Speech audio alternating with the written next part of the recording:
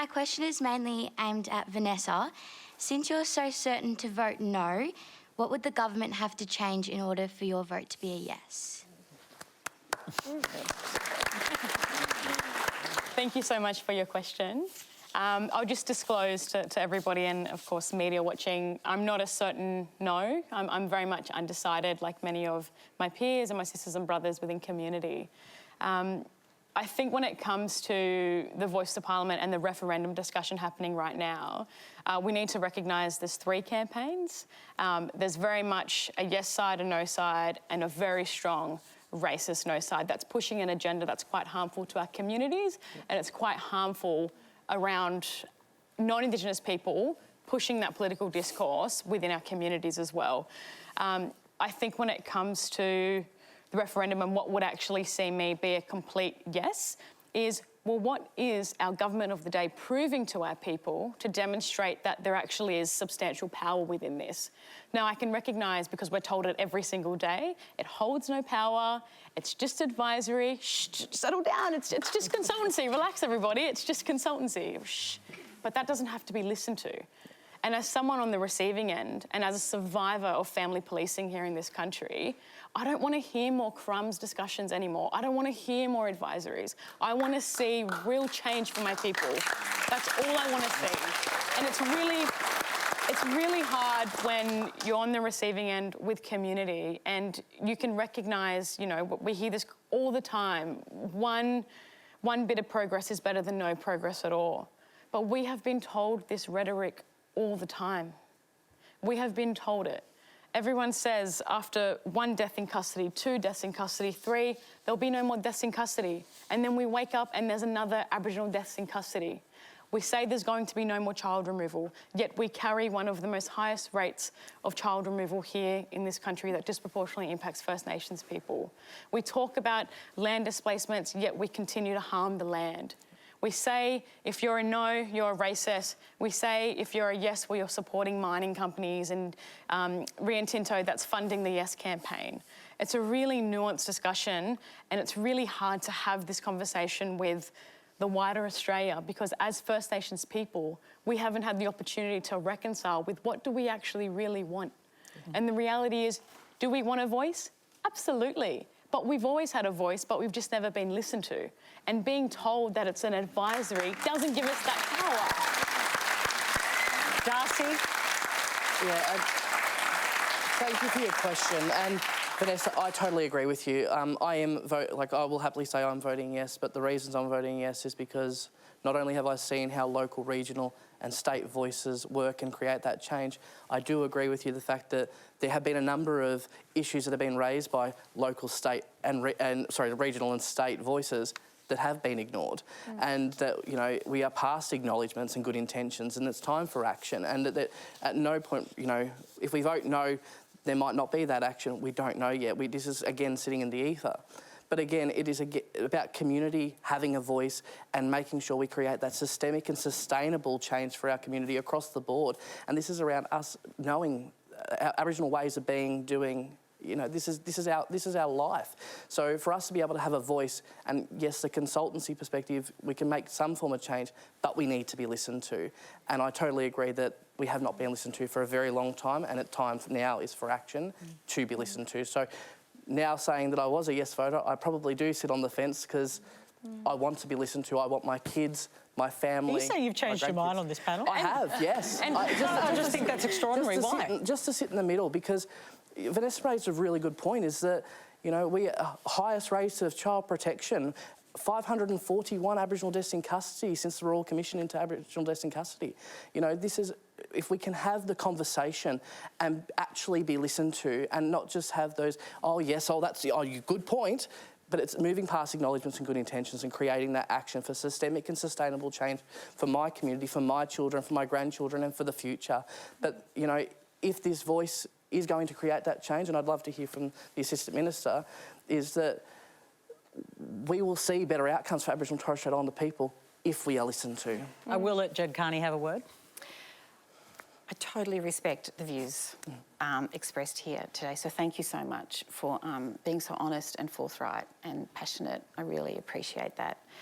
I think the first thing I would say is that this is not something that we dreamed up in government. This is not being imposed by the Labor government or by Anthony Albanese or by me or by anyone. This was a very generous request made of us by First Nations people through a very broad process of consultation, and that culminated in the Uluru Statement from the Heart, which asked us to do this.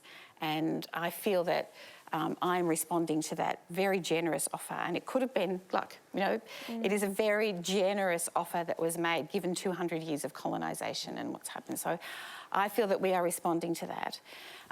Secondly, I do believe that the voice being enshrined in the Constitution is the only way we can make sure that we actually do have a way to make sure it's heard.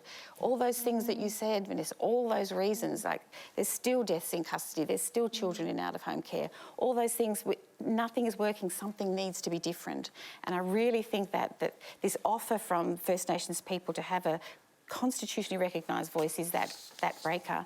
The third thing I just wanted to say is that there will be practical outcomes. The Minister has made it very clear that she wants to hear very practical ways that we can work on those issues. But we have those practical outcomes that are already there. We have two foundational documents, a Royal Commission to Aboriginal Deaths in Custody, a National Bring 'em Home report. We have inquiries into impact of mining. I'm not completely against it because I do think it's a beautiful statement, but it's not even being enacted in full. We've gone from this it's not big being thing. enacted. Exactly. And that's because we've had various governments that have come in from time to time and chosen to listen, chosen not to listen, chosen to listen, chosen not to listen. And what can be guaranteed that we will be listened to? If you can promise me that we'll be listened to and the advice given will be really taken on board to be like, yep, we'll drive this through, I would be a yes tomorrow. I think if it is constitutionally enshrined, that gives it that much impetus. There's just one last thing that I really want to say, and this is my big concern.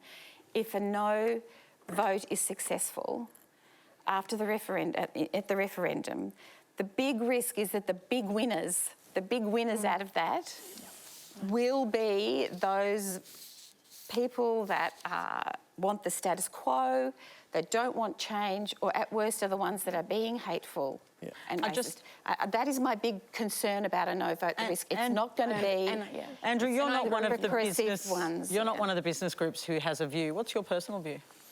Well, look, I'm not here to present my personal view. You won't say how you're voting? No, I won't. It's my personal business. I'm entitled to that privacy as every other Australian is. And I'm not here to express my personal view. I'm here as a business representative. So, I mean, we've looked at it very carefully from a business point of view. We would say 4 things very quickly. We would say certainly that the process of reconciliation between Indigenous and non-Indigenous Australians is fundamentally important, something that business supports very strongly. Constitutional recognition, also something that I think around Australia, business groups and others support very strongly. We have hesitated.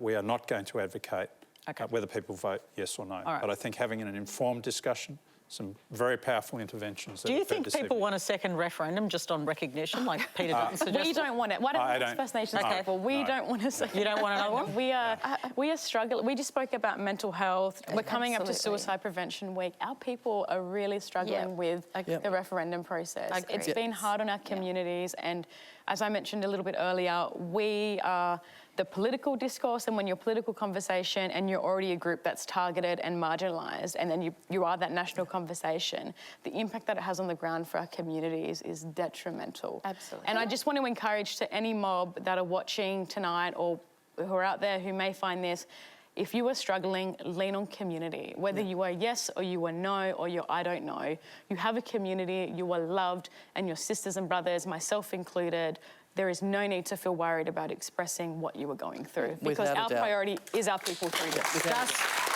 Do you agree that, because Peter Dutton has said that if this were to fail in 6 weeks' time and he was elected, there's a few things that have to happen first. He will have a referendum for constitutional recognition. Peter Dutton can say what he wants to say, and good on him for saying and expressing his opinion about whatever it is. Probably the one thing I want to point out is that I totally agree with Vanessa, and, you know, yarning safe and strong for our mob here in Victoria, and again, the mob who know me pick up the phone. Very happy to have the conversation. But what I want to say is that what I don't like is when I see in the chambers or in question time is the parties allowing the serious amount of racism going within this community. And our community, again, is the topic of the conversation where we're having these really nasty people make serious comments and just ridiculous. This is about bringing us together and having a voice about talking about our issues, yet they want to make it a race issue and talk about this and this and make really just derogatory and discriminative comments, which is not appropriate. And our community, like our wider community, are the ones who are facing this. Good on for the people who can turn off after 5 o'clock. We're Aboriginal and Torres Strait Islander community every single day, and we're the ones who represent our community, luckily enough to be on, this television show. And just one quick last point. A lot of the questions that I get, people sliding into my DMs, what can I do to contribute and help? And I'm going to say this now while it's here, it's recorded and it can be replayed, so I'll refer to this. Is as a non-Indigenous person, as a settler on these lands, remember that you also have a responsibility. And that responsibility means if you hear racism, you see racism, you call out racism, period. I'll share one quick yarn because it really left an impact on me, and it had me sitting in front of a racist no being like, I'm 100% voting yes, because I couldn't imagine the thought of us waking up to a no and those racists winning and what that could mean around white supremacy and our communities and the impact. However, what I will share is I sat in front of a panel at a well-prestiged university, I won't name it, but I sat in front of a university where they had yes supporters and no supporters, and the yes side had really strong, I'd say they contribute to the architecture of the voice, and we had the no side. And when I heard the no side speaking with the awful racism and the comments about our communities, I was disgusted. And I was disgusted because nobody who was non-Indigenous on the yes side leading this big, I'm for First Nations people, not one of those people stood up and said, hey, that's not on. Yeah. We don't do that. No. So there is a really strong sense and feeling and practice that non-Indigenous people can play without all of this. And that's be our strength in this fight that we are struggling, because we don't want to carry the burden of this racism. Please, please stand up and do not be a bystander when you hear it, when you see it, when you're near it. It's so much for our people. Can I just jump in here? I 100% agree that racism has absolutely no place in Australia. That is what's so special about our country. Like, we really are a nation built of people who've come from all over the world and people who've been here. But have you seen most of the years. comments on any? I mean, I watched the Prime Minister's live press conference the other day about the referendum, and I looked at all the comments, and they were full of racist filth. Awful. I'm not defending anybody's comments, but I was shocked at the extent of it. 100%, and it's terrible. But when we're having this discussion, it's super emotionally charged, and I totally get that. This is impacting your lives, But we need It's not even that it's emotionally charged, it's our life. Before a referendum, during, and but we most need likely to. post. We also need to understand that some people, and quite a lot according to the latest news poll, 53% of people have very legitimate concerns about what the voice will mean for the functioning of our country, for the principle of equality in Australia between all races and all backgrounds. They're worried about the legal implications of this. They're worried about the fact that it's going to be permanent forever.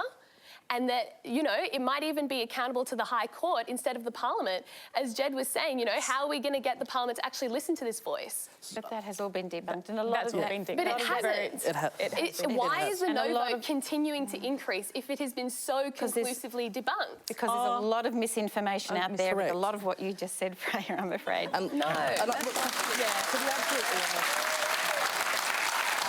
know if there's a causal link between facts and votes, always. Correct, and we need... Well, I think we have to understand... Sorry, Freya, you go. Australian people, we're not dumb. Like, we do look at the facts. We do look at what is in front of us on a ballot paper. And I think we have to respect the fact that it looks like the majority of Australians have some deep-seated concerns about this voice and key questions around who's going to be on this thing, what issues will they be able to advise on, how is this all going to work? Those haven't been answered. And I would promise you it's not that powerful. It's all the answers I'll are let there. Darcy have a word. Yeah, look, and I think I'd refer to the working group. I'll get the name wrong, but there's 8 principles of the voice, and I think, you know, if you look up any website, whether it be, you know, on Senator Stewart's website or Marcus's, you'll see the 8 principles of the voice. You will see part of the Uluru or Yulara statement of the heart is that it's really key and clear in there, and I think the scare tactics need to stop. It's people playing people off against each other, and I think that leading with misinformation will cause worse outcomes. As we've said, Aboriginal young people and Aboriginal community have high rates of suicide, 541 Aboriginal deaths in custody since the Royal Commission. You know, our children are still being taken by, you know, family policing, as Vanessa rightly said. The scare tactics need to stop, and I think that to make it very clear is that we are not a political pawn as Aboriginal community. We are people, we are community, and enough is enough.